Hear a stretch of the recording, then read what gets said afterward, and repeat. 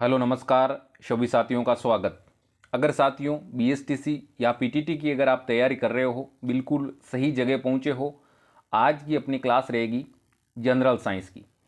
एकमात्र ऐसा चैनल है जो जनरल साइंस की, इंडिया जीके की और राजस्थान जीके की, कहने का मतलब है जीएस के पार्ट की तीनों के तीनों सब्जेक्ट की अलग क्लासें लगवाता है। कहने का मतलब है हमारा एक ही टारगेट है, अब की बार 500 पार। और रॉयल इड्यूट हब टीम आपके उसी मैटर पे विश्वास करती है। स्मार्ट स्टडी करें, कम समय में बेहतर परिणाम किस प्रकार पाया जा सकता है। साथियों, आपको मैं इतना कह सकता हूं कि आप पीटीटी की एग्जाम की तैयारी कर रहे हो तो बिल्कुल 21 मई तक आप हमारे साथ लग जाओ। 21 मई तक अगर आप हमारे साथ लगते हो ना, तो मैं आपको 100% गारंटी के साथ कह सकता हूं कि एग्जाम में बैठते ही आप हमें याद करने लग जाओगे कि जिस दिन सर ने इन क्वेश्चन के बारे में बोला था वही क्वेश्चन एग्जाम पेपर में मिले हैं। साथियों, केवल विश्वास आपको करना पड़ेगा 39 दिन। कहने का मतलब है 21 मई तक आप हमारा विश्वास कर सकते हो और उसके बाद में 21 मई के बाद में अपने आप आपको विश्वास हो ही जाएगा। शुरुआत करते हैं बिना समय व्यर्थ किए। साइंस की क्लास का आपका पहला सवाल है, पवन की दिशा को ज्ञात करने के लिए किस उपकरण का उपयोग किया जाता है? बताओ भाई। पवन की दिशा को याद करने के लिए किस उपकरण का उपयोग करते हैं अपन? जिस भी साथी को आंसर पता होता है ना, वो कमेंट बॉक्स में आंसर जरूर बता दिया करो, ताकि अपनी तैयारी है ना उस लेवल से हो जाए कि अपना क्वेश्चन एक भी गलत नहीं हो। जिस साथी ने सेकंड ऑप्शन बताया है, बिल्कुल आपका आंसर राइट है, एनीमोमीटर।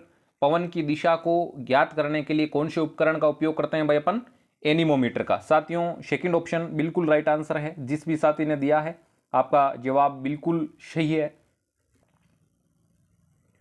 अगला सवाल है आपका, प्रोटियम, ड्यूट्रियम एवं ट्राइटियम, ये सभी रूप किस तत्व के हैं? बताओ भाई, कौन से तत्व के ये रूप है? प्रोटियम, ड्यूटीरियम एवं ट्राइटियम। बताओ भाई। साथियों, ज़्यादा हार्ड सवाल नहीं है या ज़्यादा हार्ड सवाल नहीं है। जो हार्ड सवाल नहीं होता ना, उसका आंसर सभी को बताना, क्योंकि थोड़ा सा मान लो बाई मिस्टेक कन्फ्यूजन से कोई दिक्कत हो जाए, बाकी किसी के कोई किसी प्रकार की दिक्कत नहीं होगी। जिसने भी हाइड्रोजन आंसर बताया है, पहला ऑप्शन बिल्कुल आपका जवाब 100% राइट है। अगला सवाल है आपका, मानक जंतु विज्ञान नामांकन के किस भाग का उपयोग किया जाता है? बताओ भाई, जंतु विज्ञान नामांकन में किस भाग का उपयोग किया जाता है? लैटिन, फ्रेंच, स्पेनिश या ग्रीक? बता दो भाई, बता दो देगा कौन से भाग का उपयोग किया जाता है। जिस साथी ने पहला ऑप्शन बताया है लैटिन, बिल्कुल आपका जवाब 100% सही है। आंसर आपने राइट दिया है। पहला ऑप्शन इसका क्या हो जाएगा? सही आंसर हो जाएगा। वह कौन सा एकमात्र स्तनधारी है जिसमें संकेंद्रित लाल रक्त कणिकाएं पाई जाती है? बताओ भाई, ऐसा कौन सा एकमात्र स्तनधारी है जिसमें संकेंद्रित लाल रक्त कणिकाएं? बताओ भाई। रेड ब्लड सेल्स, ऊंट, लामा, मनुष्य या कुत्ता? बताओ भाई, बताओ देगा। जिस साथी ने थर्ड ऑप्शन दिया है आंसर, बिल्कुल आपका जवाब 100% सही है। मनुष्य एक प्रकार से क्या है? ऐसा स्तनधारी है जिसमें आरबीसी पाई जाती है। क्या पाई जाती है भाई? RBC, red blood cells. शुष्क बर्फ है, शुष्क बर्फ का क्या मतलब है भाई? बताओ देखा। ठोस CO2, ठोस SO2, HCl, NO2, क्या होगा? बताओ देगा भाई, बताओ देगा, बताओ देगा। जिस साथी ने ठोस CO2 बताया है ना, आपका जवाब 100% राइट है। ठोस CO2 क्या है भाई? शुष्क बर्फ है। अगला सवाल है, वे स्तनपायी जो अंडे देते हैं, वे स्तनपायी कौन से हैं जो अंडे देते हैं? बताओ भाई कौन से हैं? चमगादड़ है या गिलेरी है या कंगारू है या आपके डक बिल्ड है? कौन सा है भाई आंसर? बताओ भाई, बताओ देगा।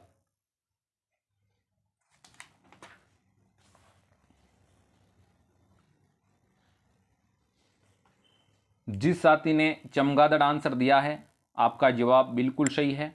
स्तनपायी कौन सा है भाई? चमगादड़ है, जो क्या देता है? अंडे देता है। क्या देता है रे भाई? अंडे देता है। उस धातु का नाम बताइए जिसे आसानी से चाकू से काटा जा सकता है। ऐसी कौन सी धातु है जिसे आसानी से चाकू से काटा जा सकता है? कहने का मतलब है जो एक प्रकार से धातु कठोर नहीं है, यानी आपके धातु का एक प्रकार से अपन अपवाद मान सकते हैं। वैसे धातुएं क्या होती है भाई? धातुएं होती है आपके कठोर। इसमें से ऐसी कौन सी धातु है जो कठोर नहीं है? सोडियम, तांबा, एल्यूमिनियम और आपके सोना। जिस साथी ने पहला जवाब बताया है, बिल्कुल आपका आंसर बिल्कुल राइट है। सोडियम एक प्रकार से ऐसी धातु है जिसे अपन चाकू से काट सकते हैं। और सोडियम को हमेशा ध्यान रखना किस में रखा जाता है? सोडियम को हमेशा हमेशा ध्यान रखना मिट्टी के तेल में रखा जाता है। इसी के साथ सोडियम है ना, वो वायु के साथ अभिक्रिया करते ही क्या हो जाता है? जलना प्रारंभ हो जाता है। क्या हो जाता है भाई? जलना प्रारंभ हो जाता है। साथियों, कौन सी धातु है जो कठोर अवस्था में नहीं बल्कि एक अन्य अवस्था में पाई जाती है? कठोर अवस्था का अपवाद कह सकते हैं सोडियम। बिल्कुल इस प्रकार से भी सवाल अपने आ सकते हैं एग्जाम में भाई। अगला सवाल है, वे पौधे जिसमें पौधे के विभिन्न भाग नहीं होते वे खालिस्तान समूह से संबंधित होते हैं। कौन से समूह से संबंधित होते हैं भाई? बताओ देगा। कौन से समूह से संबंधित होते हैं? फोर्थ ऑप्शन जिस भी साथी ने बताया है थैलोफाइटा, बिल्कुल आपका आंसर राइट है। वे किससे संबंधित होते हैं भाई? थैलोफाइटा से संबंधित होते हैं। लोहे के गैल्वेनीकरण के लिए निम्नलिखित में से किस धातु का उपयोग किया जाता है? लोहे के गैल्वेनीकरण के लिए किसका उपयोग किया जाता है भाई? बताओ देगा। जस्ता, तांबा, एल्यूमिनियम या सीसा? बताओ रे भाई, किसका उपयोग किया जाता है? बताओ देगा। जिस भी साथी ने जस्ता आंसर बताया है ना, बिल्कुल आपका जवाब 100% सही है। जस्ता आपका सही आंसर होगा साथियों। लोहे के गैल्वेनीकरण के लिए जस्ते का उपयोग किया जाता है। इंपॉर्टेंट सवाल है, काफ़ी बार परीक्षा में पूछा गया है, इस बार भी पूछा जा सकता है। तो बिल्कुल जो भी सवाल मैं आपको इंपॉर्टेंट बताता हूं ना, उस पर तो विशेषकर आप ध्यान रखा करो। अगला सवाल है आपका, जल का हिमांक क्या है? जल का हिमांक क्या होता है? बताओ भाई। 212 degree Fahrenheit, 100 degree Fahrenheit, 180 degree Fahrenheit या 32 डिग्री फ़ारेनहाइट? क्या होता है? बताओ भाई। जिस भी साथी ने 32 डिग्री फ़ारेनहाइट बताया है, बिल्कुल आपका जवाब सही है। काफ़ी होशियार हो गए हो आप साइंस के अंदर। ऐसे सवाल अगर आप बताते हो ना, तो हमें बहुत ज़्यादा खुशी होती है और ये भी अपने को कंफर्म हो जाता है कि आप परीक्षा में भी सवाल गलत नहीं करोगे। बिल्कुल भाई। जल का पीएच मान है, शुद्ध जल का पीएच मान कितना होता है? बताओ देगा भाई। इंपॉर्टेंट सवाल है, परीक्षा में काफ़ी बार पूछा जा सकता है और आगामी परीक्षाओं में पूछा जाने की संभावना आपके 100% है भाई।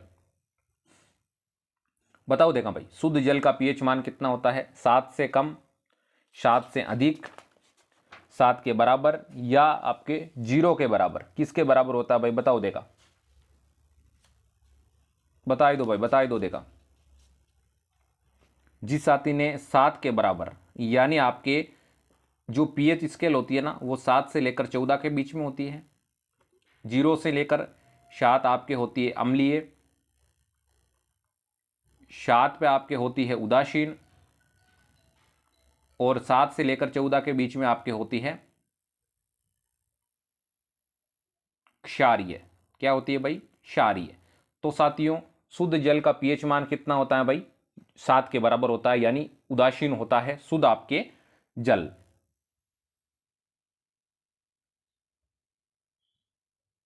शुद्ध जल का पीएच अपन ने देख ही लिया, 7 के बराबर। रक्त चूसने वाले जीव होते हैं, रक्त चूसने वाले जीव कौन से होते हैं भाई? बताओ देगा। रक्त चूसने वाले जीव कौन से होते हैं? बता दो भाई साथियों।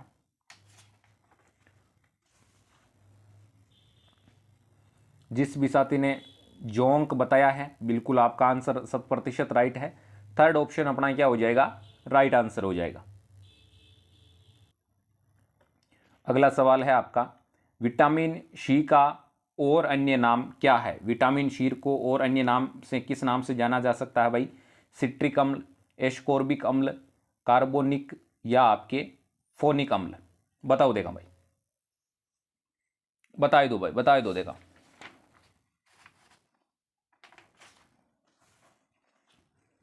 जिस भी साथी ने एस्कॉर्बिक अम्ल बताया है ना, सेकंड ऑप्शन आपका जवाब बिल्कुल सही है। विटामिन सी को एक और अन्य किस नाम से जाना जाता है भाई? एस्कॉर्बिक अम्ल के नाम से जाना जाता है। वह विज्ञान की शाखा जो आपके ट्यूमर्स से संबंधित है, कौन सी ऐसी विज्ञान की शाखा है जो आपके ट्यूमर से संबंधित है? बताओ भाई। जिस भी साथी ने एनकोलॉजी बताया है आंसर, एनकोलॉजी इसका सही आंसर हो जाएगा। एनकोलॉजी इज राइट आंसर।